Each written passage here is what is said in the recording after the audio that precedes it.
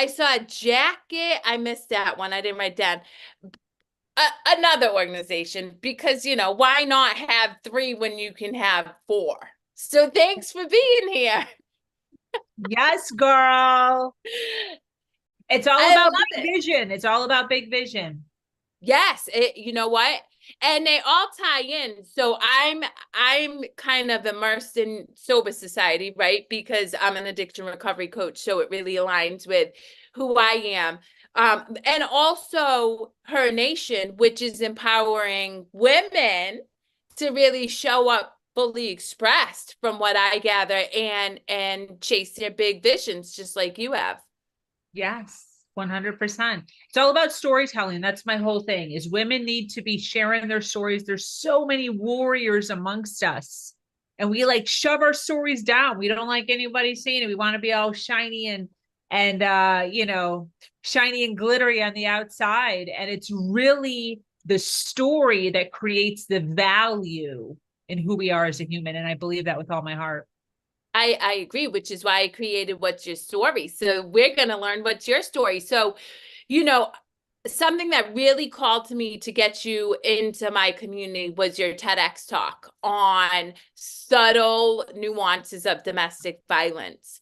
And I really wanted my community, particularly, to hear from you, because so often I talk to people who struggle with addiction, who have a really hard time grappling with the fact that they're in a domestic violence situation because there's not physical violence. So can you share with me kind of your journey in moving through domestic violence, and then not only surviving, but thriving and overcoming it? Yes, yes.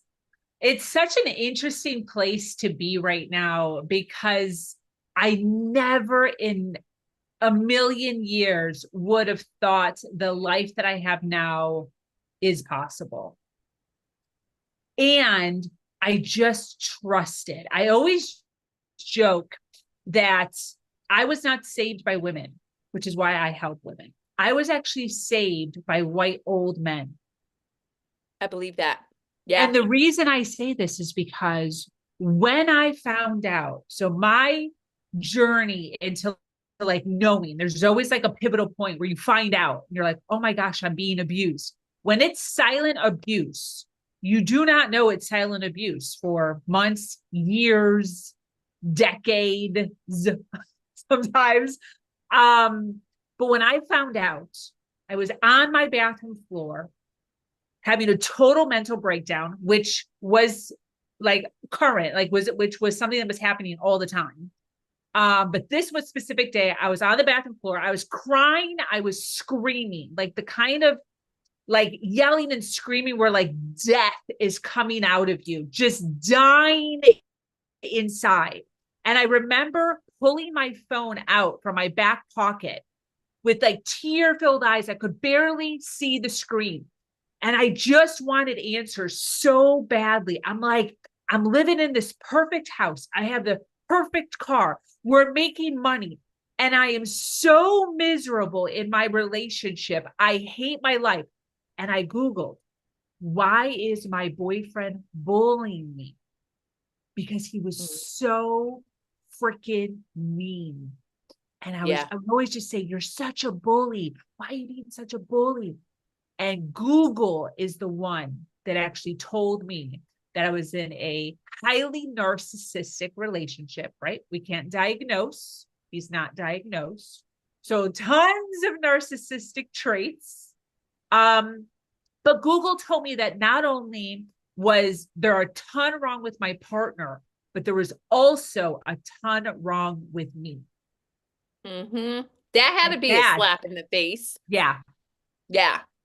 yeah, that was the caveat. That was really the thing where I was like, because as an empath, right, were always like, it's their fault, it's their fault. It's if they, and we don't have any power. We don't take any power for ourselves. It's always everybody else's fault. We're blaming everybody. This was my story. Sorry, not to Yeah. project my story. Um, And it was a real wake up call as far as I need to start taking action. I need to get my power back. I am a human being, just like every other human being on the planet. And I have the ability to be able to pivot, change, refocus if I want to. Yeah. And that's what I did. I took my power back literally that day. That Well, day. so I want to highlight this to the community because it's really important. What I heard you say was you were made aware and you took action. And that's profound because a lot of people, they get that awareness, but they allow fear or just lack of self-confidence to motivate them to take a small action. And the only way in which you were going to move forward out of any situation is to take action. So I love that. And Yeah, so you said that you took action that day. What did that action look like? literally within seconds, I went from this total basket case on the floor. I was in the dark. I sat up, I cleared my face, and I was like, I need to make a plan right now. Literally in that moment, I took action and I got out some sort of a notebook and I started making plans. What do I need? You know, support, money, network, a business, a bank account. Like, what are the things that I need to start doing this? And within a very short amount of time, I opened up a secret bank account. I started 3 online secret businesses over the course of time, right? This wasn't that day. And I started to create money. I took on the identity of a squirrel for real. What do squirrels do? They don't do anything. All they do is look for nuts. That's it. You never see a squirrel just relaxing. You never see a squirrel like having a conversation. Squirrels are always looking for nuts, just everywhere, just looking everywhere. And that's what I really turned into. And that might sound anxiety filled. That might sound like, oh, high intensity, but that is the persona that I needed to take on in order to drive, in order for the catalyst to get the movement that I needed to move myself out of that situation. So I just was looking for money everywhere and anywhere. Yeah. And started collecting money.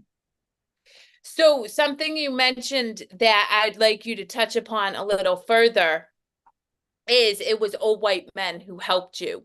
And so what do you mean by that? And yeah, I'd love to hear more about that.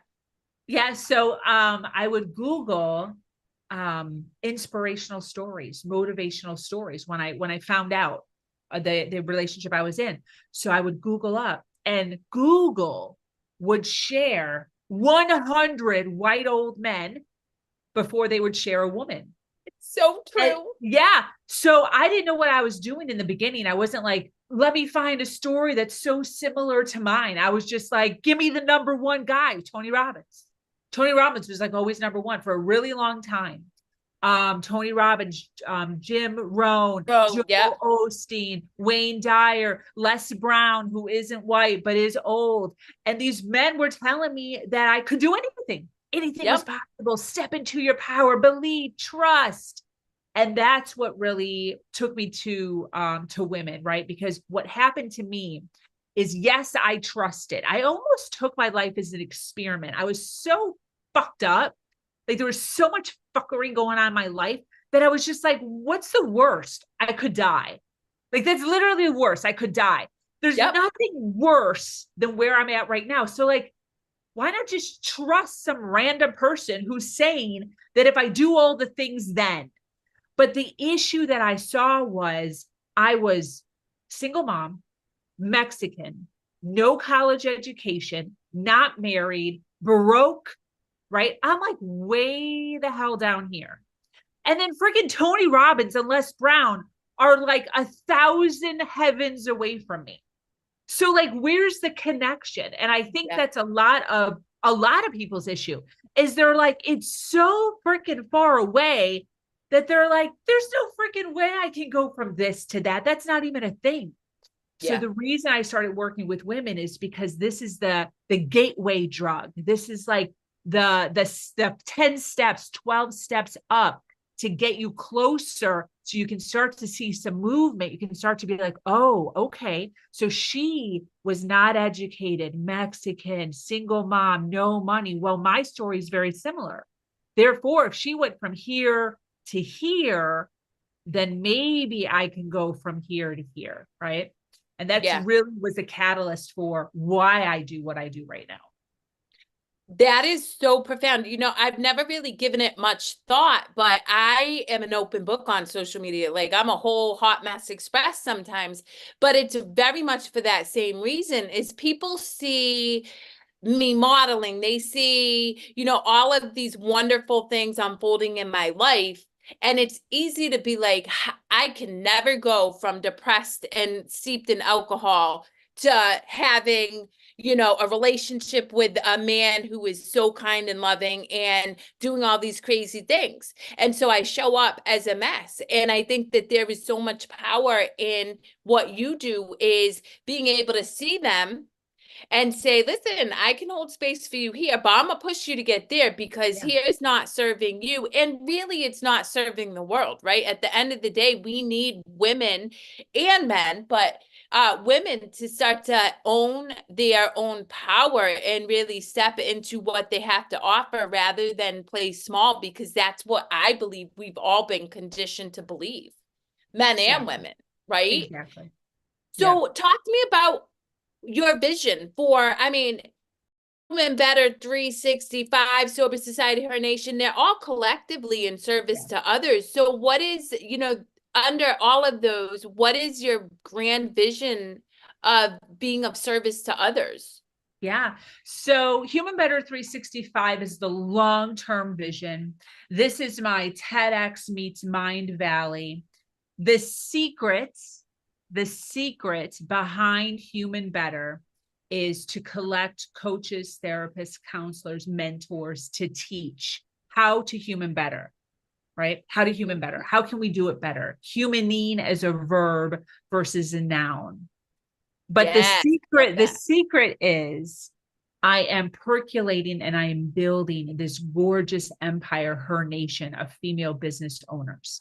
The idea is to get this to be so enormous and so heavy and such a strong, solid foundation of female business owners to be and to teach in Human Better 365. And this is why for any of you, Carrie, or any of you listening, if you do personal development, if you go to business workshops, the amount of men in these rooms compared to the amount of women is incredibly intimidating.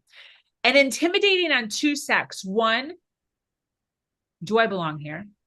And then two, somewhat of a sexualization too. It almost seems very like there's so many men and then like one woman in the conversation. And it seems very like animalistic almost. Like it's very, it could be for some women very intimidating. I don't have a problem with it, but a lot of women do because it's so off balance. So the idea is filling Human Better 365 with this enormous amount of women. This way, when a woman walks into our workshops, it is teeter-tottering in the opposite direction for no other reason other than why not?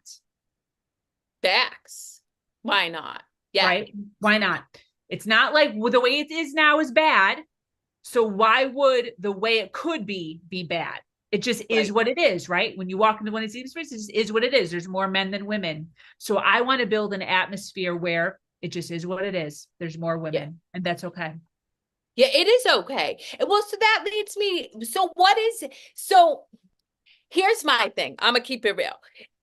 I love working with men. That's because actually you and I are similar in that we have a lot of masculine energy. We're Oh, yeah. tapped into the feminine, but we operate in business in our masculine energy. And so I love tapping into men.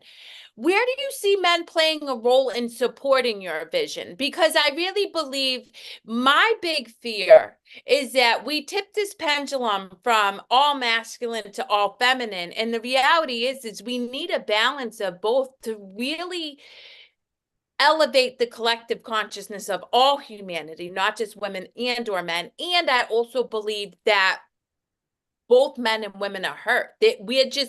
We're told different lies, but at the end of the day, the men who are in the room in power struggle with their own insecurities, talk Yeah. about being the providers and all that. So what's your vision for holding space for the men while creating this massive empire that's supportive of the women, and rightfully so? Yeah. And the idea is yes to all of that, 100%. Emphasis on the I work really well with men. However, my whole thing is just creating a safe space for women. That's it. That's really all it is. Women are intimidated. They don't feel like they have a place at the table. They don't feel like they can speak up. They don't feel like if they do speak up, people will listen to them. And when you are a woman who doesn't come with the oomph that you and Carrie and I come with, they don't raise their hands. They Yeah, don't raise it's their true. hands. They don't speak their story. They don't show their worth. They don't come with knowledge. They stay small because there's so many others. So if we could off balance it with, hey, I'm still me, right? We're not trying to change anybody here. You're still you, but you're now surrounded by more feminine energy. The Mhm. probability of those women's testing out the water, sticking their toes in, speaking out becomes stronger. And the idea isn't to keep people in a space of, the idea is to have them have a safe space to grow so that then they can enter Carrie's workshops, Samantha's programs, Tony Robbins seminars, and then they can feel comfortable stepping in because they practiced in Yeah. a more safe environment. And not that any other environment isn't safe, but just they feel safer. And that's all it is. It's a stepping stone. I'm creating the stepping stone from here to here by giving them this space right here to test it out. Yeah. And that's really beautiful. And it's interesting because as you were saying that, I was thinking really our call to action to men should be to encourage their women to, you know, join her nation, or a safe space for them to learn and grow and just be open about who they are and feel like they're not going to be judged. Because you and I both know, man, women have been taught to tear the shit out of each other. Like I see it so often. It is, even now, it blows my mind how defensive a lot of women are when I drop in their DM. Well, why do you want to have a conversation? And I'm like, well, because I liked what you had to say. Why not? But there's this real resistance to Wow. being supported by another woman. How do you contend with that in your organization? Because I'm sure you buck up against it. Yeah, 100%. How do I deal with that?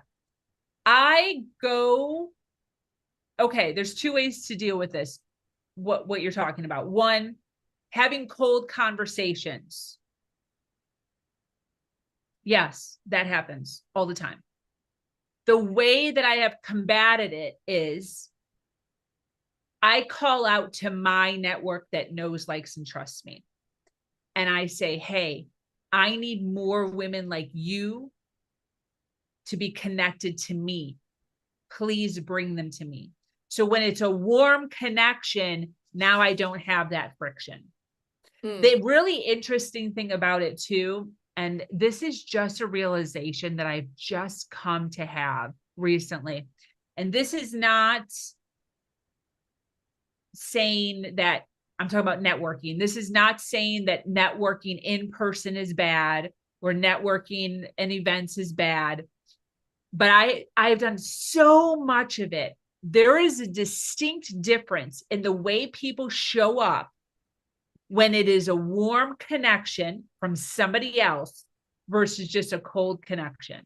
Mm. It's so interesting. Like when people show up and it's a warm connection on a Zoom like this, they're like, oh my gosh, it's so nice to meet you. Brenda had such amazing things to say about you versus, hey, I'm Sally, and what the fuck do you want? But isn't that wild though? So really, let's talk about this Yeah. because men are not like that. If Yeah. you walk into a networking group with men who don't know each other, you just see, hey, I'm Bob, I'm a lawyer, and I did it right. And there is none of this like, "Nyeh, what's in Yeah. it for her?" Or yeah, and so I think for me, I I'm like the most warm, open person. So when I get that, particularly around women, I'm like, oh, damn. Like, I just don't Yeah. get it. But it also goes to the fact that I have confidence and I love myself enough to know that I can sit in a room with Sabrina Victoria or, anybody and know my worth. And I Yeah. think that's really where your her nation comes into play is helping people recognize their intrinsic worth, women in particular, and realizing that you know, we live in an abundant world. We don't need to compete. That what you have to offer is going to be the thing that person needs, and what I have to offer is different, and it's not good or bad. It just is, right? Absolutely. Yeah, Yeah, absolutely. And the abundance is a thing. People don't really realize how many people, how much money, how much housing, how much clothes. Like there's always this sense of like a lack. And there's literally, we see this even with food. Like people will just eat all the food. And I'm like, you know that there's more food like yeah, tomorrow. Like you're gonna eat again tomorrow. You don't have to eat all everything is okay. And it's like a constant thing. We have to remind ourselves, like, hey, there's more coming. There's more yeah. coming for you. Everything is fine. You don't have to, hoard and stuff and our mental, emotional, physical being. There's more coming. Well, would you not agree, though, that that is what society perpetuates? If you look at any of the narratives around news, I mean, I stopped watching the news forever ago, but anytime I turn it on, they're either pushing fear and they're pushing pills. And I'm like, oh my God, you can't, no wonder people are like all mixed up, right? Yeah. It's just being fed to us in doses. Yeah. Yeah. Yeah. So a couple things you highlighted that I one resonate with, and two, I'd like you to touch upon a little bit more for the community is, so you are not college educated, you're Mexican, where did you get this drive? And I imagine it came before you even recognized you were in an abusive relationship because you alluded to the fact that you were already established. So kind of what was your childhood like, and did that set you up on this path, or did you have to curate yourself? Yeah, it was all perpetuated when I was little. So much so that like my sister, who we were not in an argument, but like it's just a thing that she let me know when we were in our 30s. I was such a I'm the oldest. She's like 2.5 years younger than me. And then we have a really little brother who's just like really young. That didn't really have anything to do with her and I's relationship. He kind of was like an oops baby. But we have a great relationship with him too. Anyways, I was such a people pleaser and like 100%er. And I just fiend on it. I fiend on it from my mother and my father. It was like my entire identity. I would go above and beyond all the time. But what it actually wound up doing, I know we're not talking about my sister here, but what it actually wound up doing is my sister went in the complete opposite direction because she's like, there's no way I'm ever going to be able to be Sabrina. That she just kind of fell by the wayside and became like the half-asser, basically, like everything she did half-ass. Now she's an adult now and things are different, but I've always had that. I always wanted to have all of the recognition, all of the congratulations, all of the praise. And I don't know, I haven't like dug deep into this, but there's one thing that I believe it was, like on a surface level, not digging, right? I haven't done like deep work in this, but my sister and I are the same height, same stature, same size feet, same size hands. We're like the same body. She's a little darker than me. I'm a little lighter. She has straight hair. I have curly hair. But I always held more weight than she did. Mm. She was naturally so like model skinny. And we would eat the same thing. And the weight would come onto me. She just had a super fast metabolism.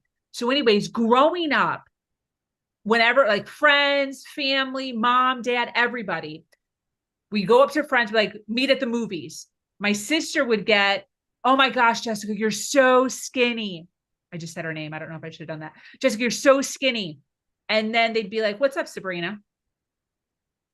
And I wasn't obese. I was just like how I am now. I'm just like a little, I just got like a little extra. I just got like a little extra. It's not, I'm not, You're overweight. I'm perfectly just beautiful. not Yeah.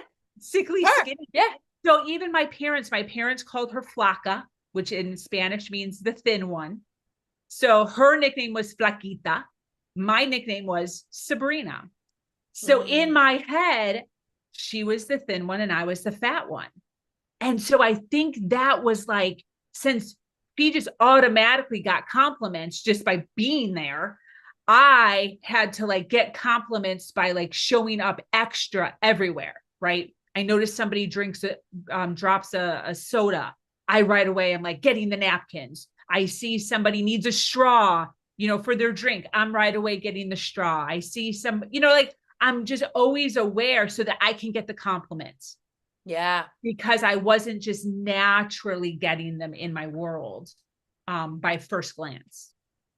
That is so fascinating. So I'm a twin and parallel stories, right? My twin sister, I'm Portuguese and Irish and Italian. She's dark skinned, I'm light skinned, and I was always heavier, never obese. But it's interesting because the path I took was, I didn't have this loving family, so really you didn't get attention. So I was like, I'm gonna do anything and everything outrageous. I'm just gonna be like so extra over the top. Like I would walk in and be like, I'm tripping on acid and you can't do anything about it. Like totally in your face, like screw you. But it was for much of the same reason because Wow. even though they don't intend it, it's like, oh, you're the skinny one. Oh, hi. And that was rough. So I'm curious, how have you been able to kind of contend with no, learning your self-worth, like having a strong foundation in who you are, Sabrina, but also recognizing that you now no longer need those accolades because right, the only person we need to please is ourselves at the end of the day. And I imagine as somebody who was constantly being a people pleaser, that had to be kind of difficult for you to break from. Yeah. It was my abusive relationship. He obviously gravitated towards me because I was such a people pleaser. He used that. So I would do anything and everything for him all the time in all the areas. And then nothing was ever perfect. Right. So I took care of the house. I had to be a trophy wife. There was a point in my life where I was super skinny, trying to like hit that. I was like a size 2, 4, and like a skeleton.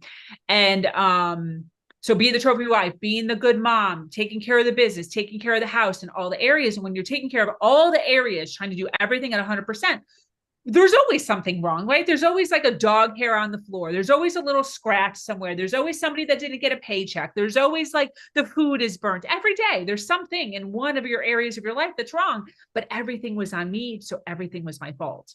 And so I Mm-hmm. was people pleasing, trying to do, I was literally working like 14, 16-hour days, plus making dinner, plus working out, trying to be a good mom. And then when I was trying to escape, I was also running a business. So I was literally on like 3 hours of sleep for years. But Yeah. anyways, there just came a point where, you know, nothing was ever good enough. He was never happy, never satisfied, always found the one thing to bitch about. And I dove into personal development and just kind of realized like boundaries. And the only person I have to please is myself. And Yeah. I don't have to show up for anybody at any capacity except for myself. I'm under the firm belief that if everybody just takes care of themselves, just take care of yourself. If you have a Yep. baby that's different, right? Like until they're 12, but once your child's 12, they need to do shit on their own. Like when my son turned 12, that was it. You do your own laundry, you make your own lunch. I was still cooking dinner, but like clean your own room, do your own homework, self-sufficient. Um, and that's, I'm a firm believer of that. You do you. Even with my fiance, sometimes he's like overly like coddling to me. And I'm like, dude, I can do me. You do you. And until you have yourself at 100%, which nobody effing does, don't come over here trying to assist me. I'm Yeah. totally self-sufficient. What I'm not fine with is you being at 70% because you're helping me with 10% when you could be over there knowing your own stuff perfectly and you could be at 90 and I could be at 90. I'm Yeah. not down with that. And I think so many people pleasers are like that. We're trying to give and take. You're at 50% over here. Like, get over here and do your own shit and stop coddling other people. You know, it's insane to me.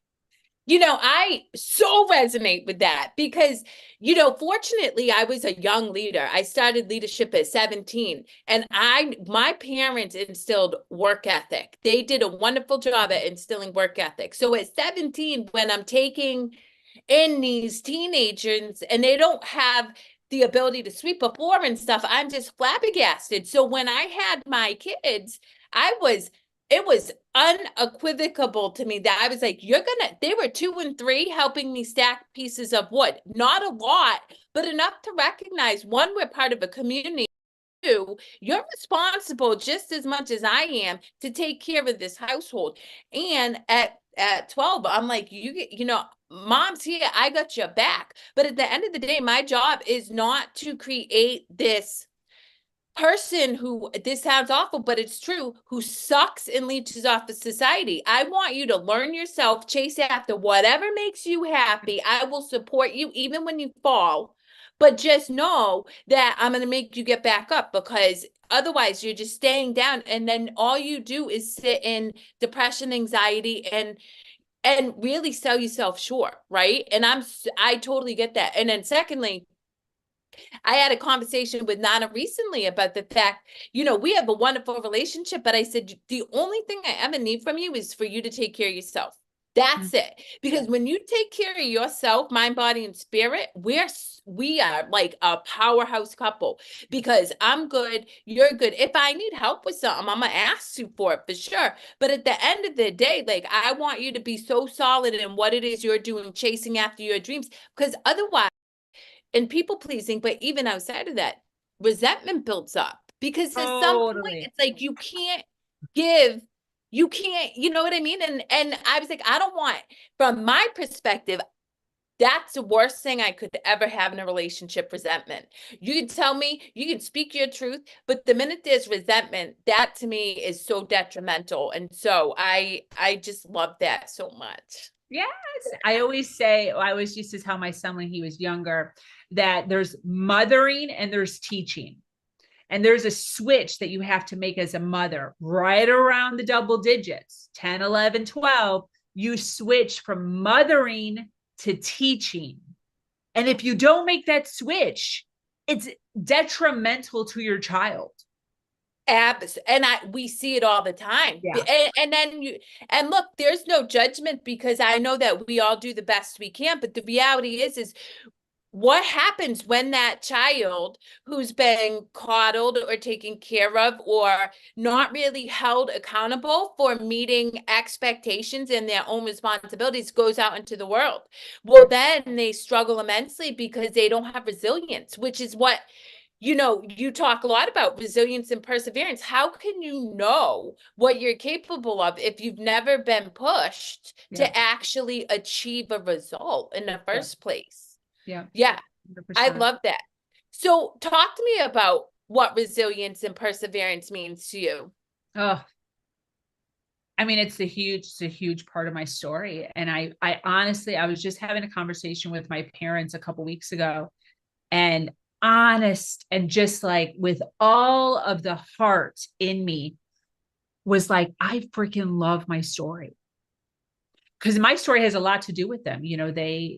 Abandoned me, kicked me out. I got disfellowshipped from my church when I got pregnant. I got pregnant at the age of 20, and I wasn't married. So I was a sinner, and I was cast out. And at the time, obviously, I wasn't like, yes. At the time, I was like suicidal, Yeah. Yeah. like dark.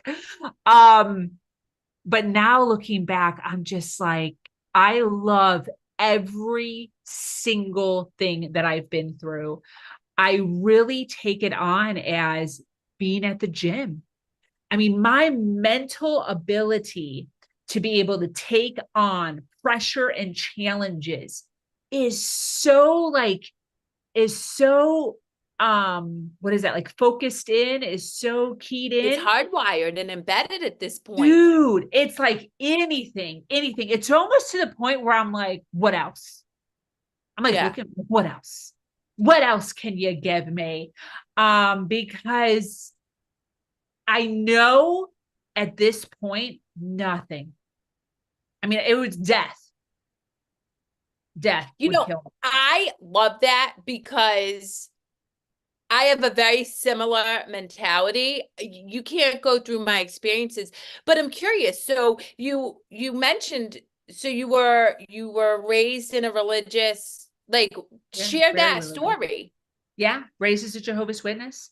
I Okay. got pregnant at 20 with no husband. And so I was disfellowshipped, where they kick you out of the religion, you lose contact with everybody. And so I led this stereotypical single mom, just broke life of literally no money. I didn't know what I was doing. I was totally naive. Jehovah's Witnesses are very sheltered. And the thing with Jehovah's Witnesses, when you get disfellowship, if you want to get back in, meaning if you want to get communication back with your mom and your dad and like every friend you've ever known your whole life, then when you're disfellowshipped, you cannot talk to the people in the religion because you're disfellowshipped, but you also cannot talk to the people outside the religion because they're worldly, they're bad, they're sinful, they're satanic. So you're literally all by yourself. And the thing is they tell on each other. Jehovah's Witnesses are taught to narc. So if they see you, like let's say I worked at the place I worked at, and Sally was like, hey Sabrina, I really see that you're struggling. Oh, you're 8 months pregnant, you don't have communication with your mom, I see you crying in the bathroom. These are real things that happen. I see you crying in the bathroom every once in a while. Let me take you out to lunch.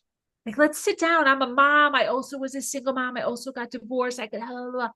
If a Jehovah's Witness, which they're freaking everywhere, saw me at a restaurant eating a sandwich with Sally, they would go back and they would tell.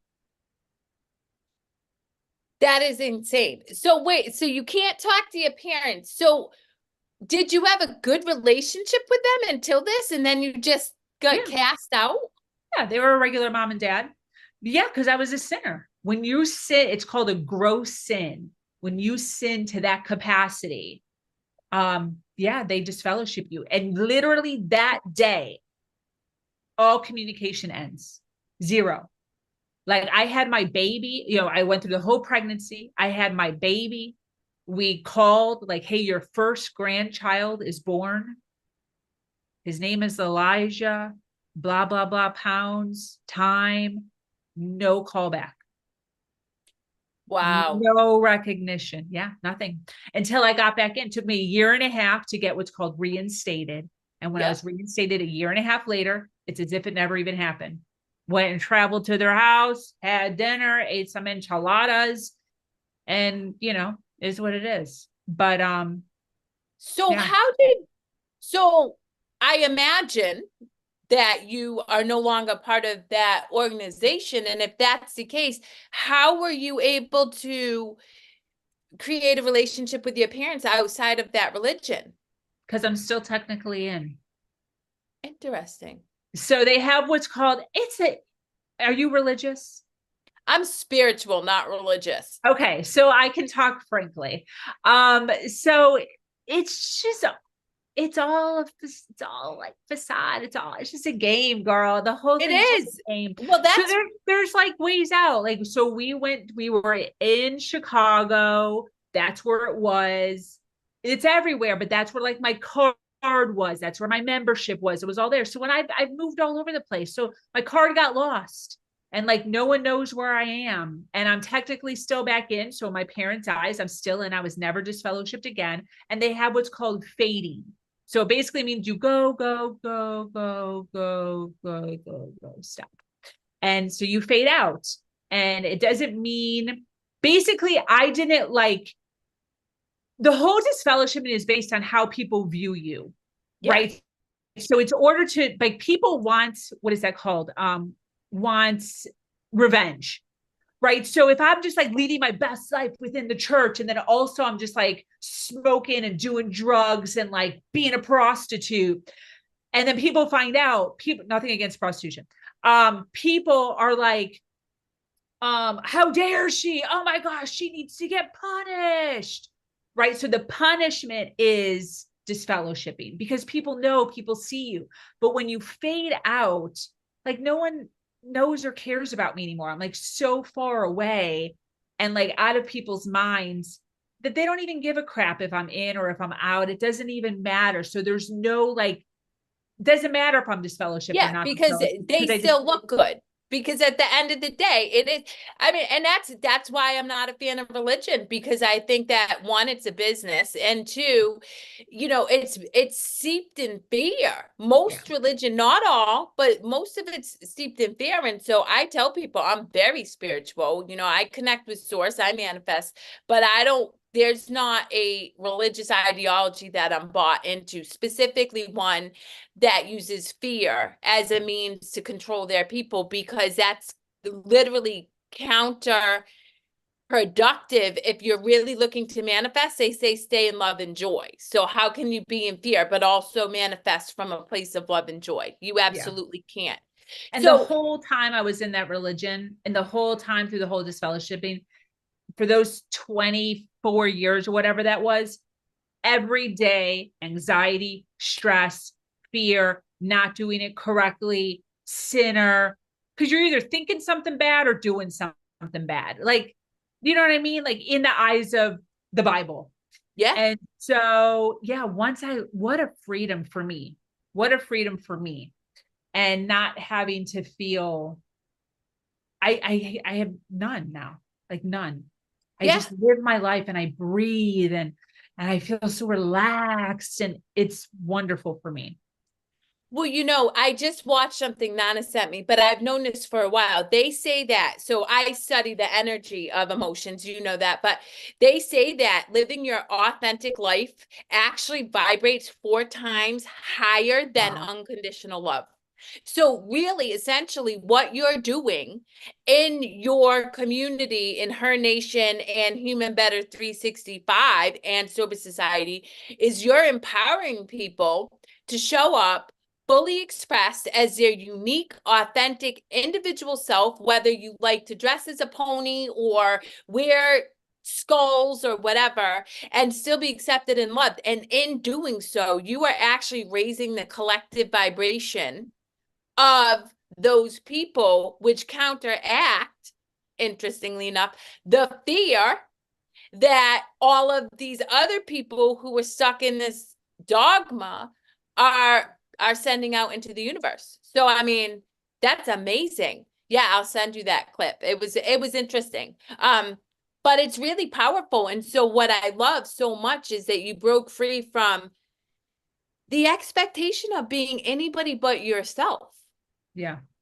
And really, that is all any person could ever want, is just being unafraid to show up unapologetically as themselves and trusting that Mm, they will be accepted by the people who are they're meant for, and trusting that the people that they're not meant for will just fall away, because that's really what will happen.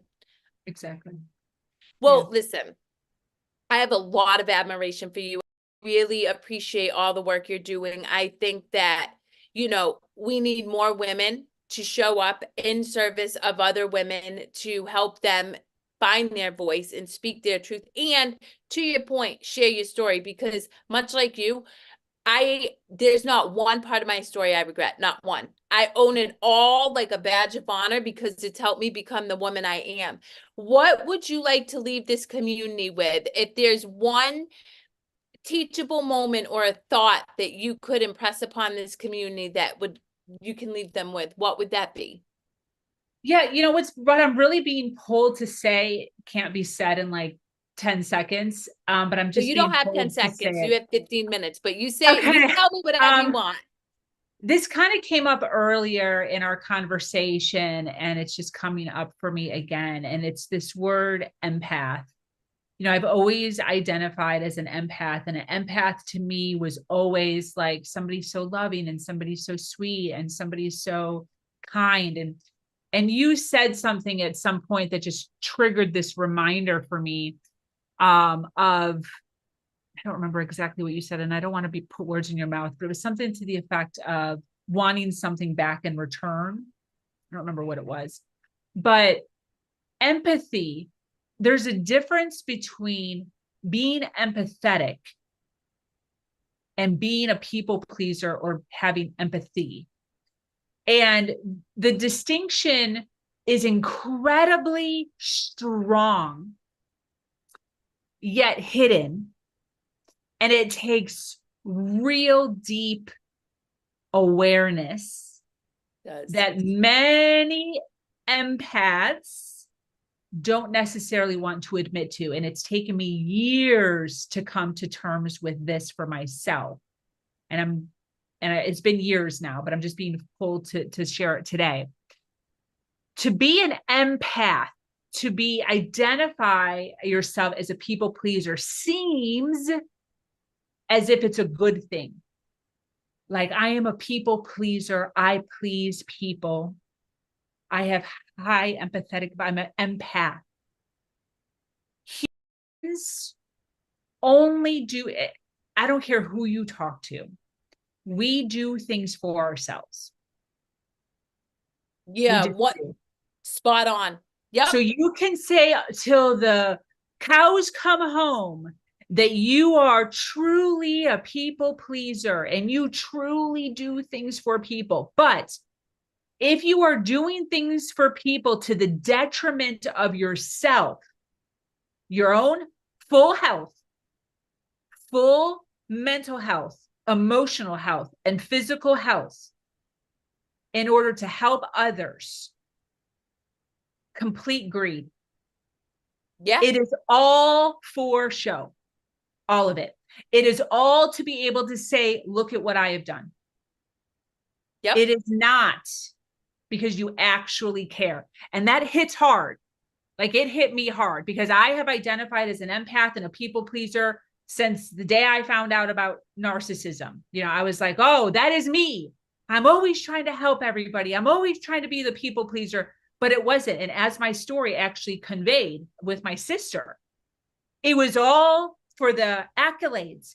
It was all for the admiration. It was all so that I could get attention, so that I could get 100%, so that I could get recognized.